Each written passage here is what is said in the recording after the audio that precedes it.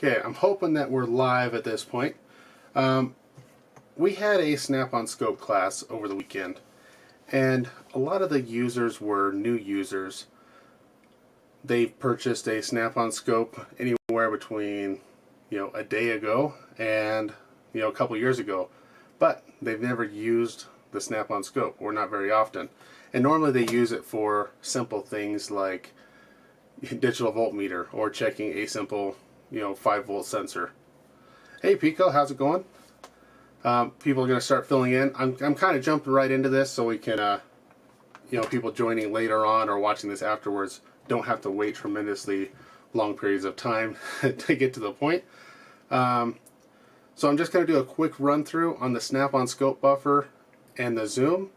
And one thing that I found in our class on Saturday was many people were kind of baffled and couldn't wrap their head around the buffer and what the buffer actually meant. You have the Vantage Pro. Some of this will be the same. The shop has a Vantage Pro as well, and I haven't used it in a while. But let me switch screens here. The Snap-on buffer is down at the bottom. It kind of shows the buffer. There's a little cursor kind of slowly flashing across there. But you can see on the screen, I'm not sure how well it's going to come across on the live stream, but you can see kind of a black line jumping across that yellow line or black dot, and it's rewriting that image over and over again. And it writes a bunch of those images and it stores them to the buffer, which is that bar graph at the bottom. And then if I want to stop and analyze this image, even though there's nothing going on at this point, I can hit the stop button down at the bottom and it stops it, and I could zoom back and forth, or at the bottom right is the magnifying glass. So we can click on that magnifying glass and it's going to zoom all the way out of this image. Now I know that seems weird to zoom out, but that's just how Snap-on operates their system. It's completely opposite from most of the scopes out there, and that's why so many people were having trouble wrapping their head around it. So whereas the Pico scope, you take a picture of the entire forest, and then afterwards you can zoom in on a single tree. Sorry, bumping the microphone. With Snap-on, you want to look at that one tree and then take a bunch of pictures or images and store them to the buffer, and then you put them all together to view the entire forest. Both methods work. It's just kind of backwards compared to what a lot of people expect. Now it's even more confusing because it says X1, X2, X4, X8, and we typically attribute that to a zoom feature zooming in and not zooming out. So I want to, first off, we'll capture something. We'll capture a square wave. I just have a Arduino, you guys can barely see that, Arduino relay shield that I programmed the relay to click on and off just so we had a square wave signal. I am not a coder. I don't remember how to program these. So I'm going to plug it in. It's going to make a little bit of noise. We're going to hit the record button and we're going to start recording a waveform.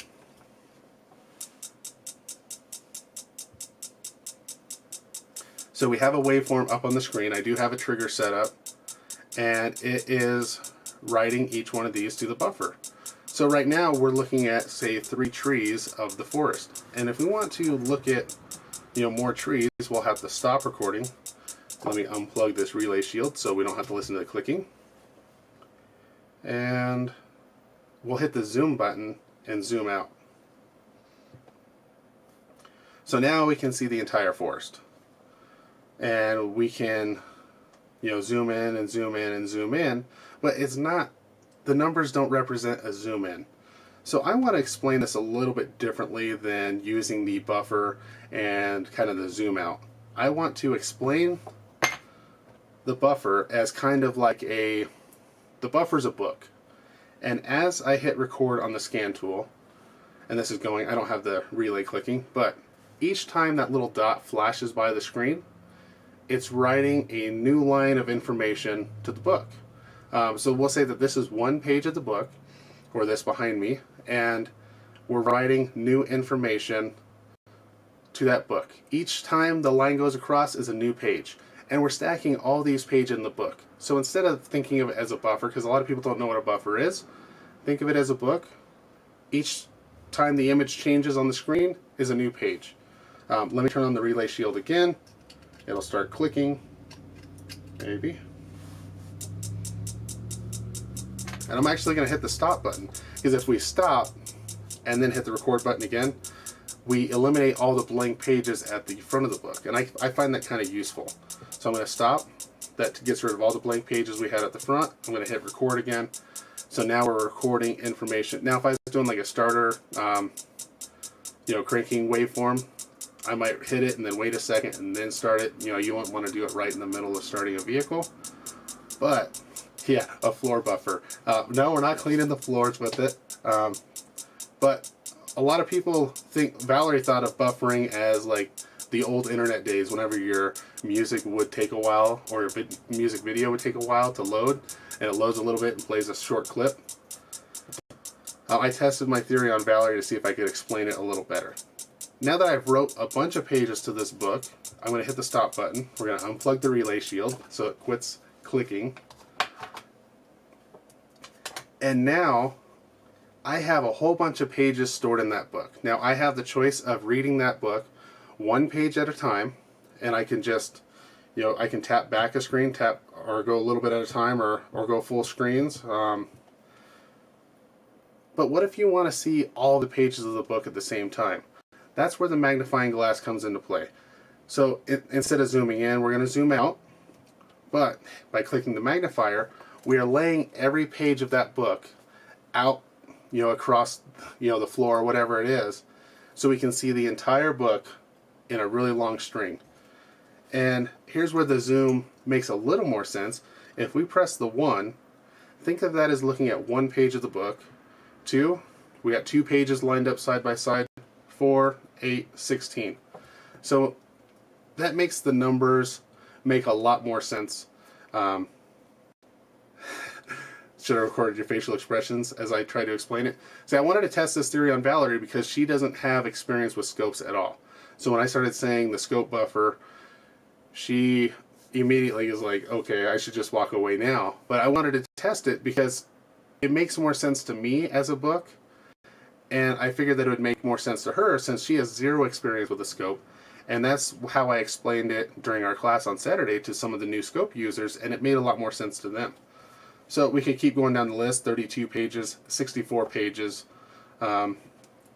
So it does work backwards from a lot of other scopes, but it's just kind of you get used to it. I wouldn't say it's a limitation, although some believe it is.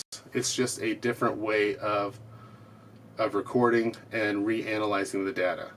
Now, the only thing we cannot do with the Snap-on at this point is we cannot zoom or scale vertically. We have to get that right the first time. And that's one thing where we can do some post-capture manipulation with the picoscope. So, for instance, let me plug this relay shield back in again. Oh, I'm clicking buttons. I do not want to end the stream yet. We're not quite done. We're going to start clicking again. I'm going to hit record because we have to be in record mode to change settings on the Snap-on Scope. And I hope you guys can see that. I forgot to switch the screen over to me being out of the way. But let me get myself out of the way now. So right now it appears that this is a 0 to 5 volt square wave. But say we had it defaulted to 50 volts because we just got done, testing some fuel injectors or something that has a little bit of kickback, and we recorded this. If I stop to analyze this waveform, even if I zoom out, it's a bunch of tiny little square waves, and yeah, we can kind of get an idea of what they look like, but it's a little hard to see what the amplitude of those humps are, how high they are, what's the maximum and the minimum. So we can't zoom in to that waveform afterwards. We can't shrink the height of that waveform down afterwards. So if we go to the other extreme and I set this to 5 volts, we got to hit record again so we can edit stuff. If I go to 5 volts, this fills the entire screen, and it's I don't even know if I can get it. I can get either there we go, just barely can I get that waveform to fit inside that screen.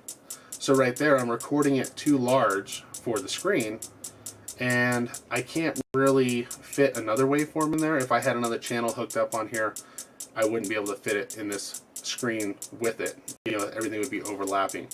And if I were to record that and hit stop and go to analyze, and especially if I had more than one waveform, there's no way for me to shrink that down or separate my waveforms any more than that, because if I move this waveform, which I can move it up and down, if I move it, it's going to, you know, go off the screen one way or the other.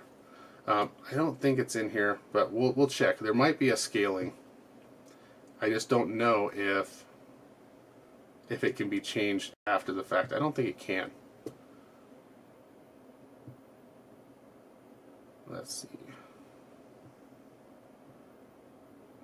Nope, I don't believe we can. So, no changes to the vertical scale after we're done recording. We can change the horizontal time base by zooming out only, showing more pages of the book, but that's just about it.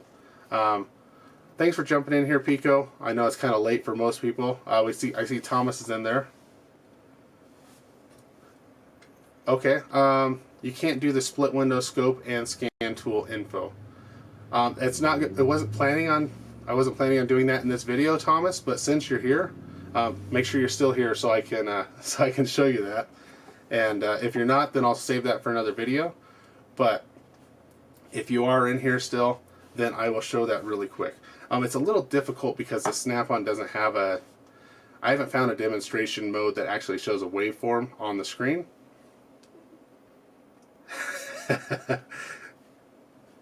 Turn the clicking up, make it louder. You're going to be sleeping outside. Okay, so Thomas is asking how to do a split screen with the scope and the scanner. A lot of people like to see that, and there's a way you can do it, and I have kind of a workaround in case the correct test isn't visible. Let's see, we're going to go back to the home screen. So I'm going to open up the demonstration vehicle, say this BMW, and we'll open up some live data. And what Thomas is wanting to do is, say you're looking at the map sensor voltage on the vehicle or mass airflow, and I'm not sure what's going to show up in this data PID list, but say you're looking at something and you want to compare it to what the scope is actually doing, what the sensor is actually doing, and you want to use a scope for that. So we're looking at here, and is there any data I can use in here? Not really. I picked a bad one. Oxygen sensor control, that might have it. Okay, we got O2 sensor voltage. So there's no easy way to just open the scope. If I hit the home screen and hit the scope multimeter, it takes up the full screen. Then I have to hit the home button again, go back to the scanner, and look real quick. So I could jump back and forth between the two screens, but if I want to see both of them on the screen at the same time, we have to kind of do something different. So from the home screen, if you go to the, actually I need to go back to scope multimeter and shut the scope down, so I need to back out of here. Otherwise it won't let me do the next step. We're going to go to guided component test. And let me go back to the home screen of the guided component test. Okay. Normally it pulls up the vehicle I'm in. Oh, I'm in the demonstration vehicle, and that's what it opened up. Okay, so what we're going to do is we were looking at the O2 sensors. If the guided component test is in here, then great. So we're going to go to Engine, O2 sensors, and we'll say the dual sensor test. We're going to do pre and post and view the meter. So now we have kind of a half meter on the screen here, but we still don't have our scanner data. Here's the trick to get this screen to pop out.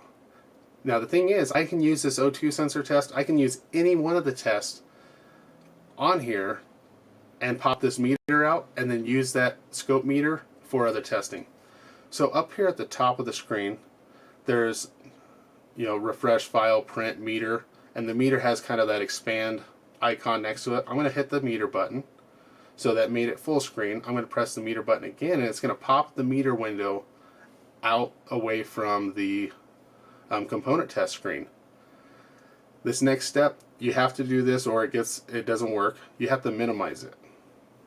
Once it's minimized, we can go back and hit our home button, go back to our scanner, and then up at the top of the screen, if that little button, if the minimize, the shrink window, and the close button is not present, there's a button down at the bottom. I don't have an active mouse on the scanner right now, but next to the home button is a little button for the desktop.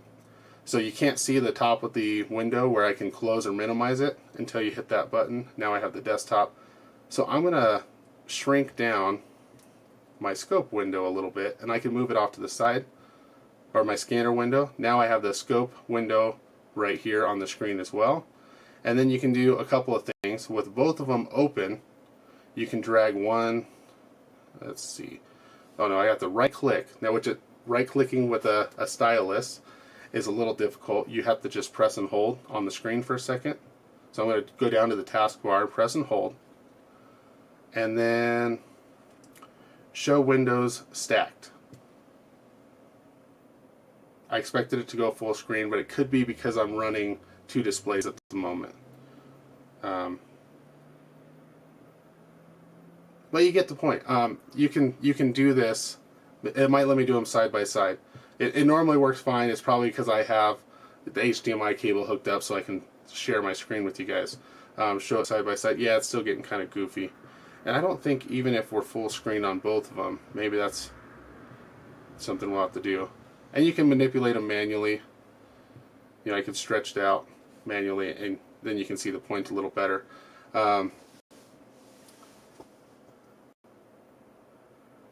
It's not common knowledge. It was something that, you know, people were asking about and posting about, and someone posted one way of doing it through the component test, and I figured once I have that component test open and I have the scope open, what's to stop me from making the scope do other things? So, okay, I don't really want to test the O2 sensors, so this test, you know, isn't what I'm looking for. I can change my settings for the scope. Now you don't have as much room on the screen. You can still maximize it and change your settings.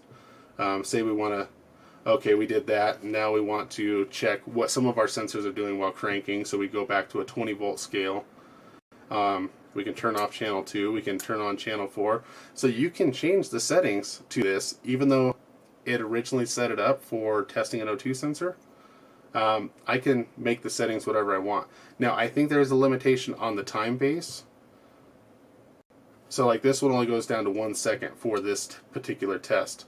If I go back, we might be able to pick a sensor that responds a little faster than the oxygen sensor and get that time base down. So that is one limitation. A lot of times I'll just jump in and I'll use like charging system because it's quick and it's at the top, and then change the settings to what I want. Let me go back, guided component test. Go back again. I mean, I figured an O2 sensor would have a pretty quick test or refresh rate. We'll do crank sensor and do a signature test, and that's going to be like showing the waveform of the crank sensor. So that's going to have a faster response rate. So this may default us to a faster time base. Hit meter again to pop it out. Minimize that. We'll go back to our scanner just to make sure that we get everything here. And let's see what our settings are at. Yeah, so now we're at 20 milliseconds. So depending on which test you start out with, there are some limitations of what you can do. Awesome. I really appreciate that, Thomas. You know, it does help us purchase gear and continue on with the live stream. I see some cheers glasses. I got some water, which I should probably drink. But if there's any more questions on scope or scanner functionality with the Snap-on while I'm on, I'll go ahead and cover it. If not, then we will head out because it's already 10 o'clock our time. All you guys in the Northeast, you guys are up way past my bedtime.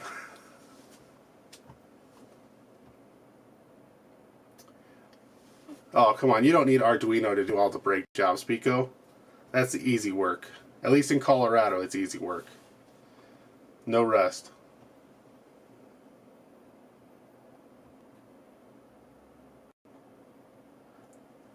Okay, I think that's about it. I'm going to go ahead and wrap up the live stream, and I hope that you guys found some useful stuff in there. And they don't sleep, Valerie. They do not sleep at all. I bet you most of them are still awake. Corey's awake. Thomas is... I'm not sure where Thomas is. I know you're in Canada, but I'm not sure where. Pico, Nova Scotia. It's what, like 1 o'clock in the morning? Midnight up there? So, we are... no sleep till Brooklyn. We're going to head out, and actually I'm the only one in here. Valerie's in the other room. I am at home, and I got to clean up this mess so that my computer station is not a complete disaster for tomorrow. And I hope to have some more live streams at the shop and some other stuff coming shortly. I know I've been gone for a while. We've been super busy, and we'll get back to it. Oh, it's only 9 o'clock your time, so you still got a while. You must be in Western Canada, yep. People are all over. You know, I would be asleep right now if I wasn't setting up for a live stream for the past hour.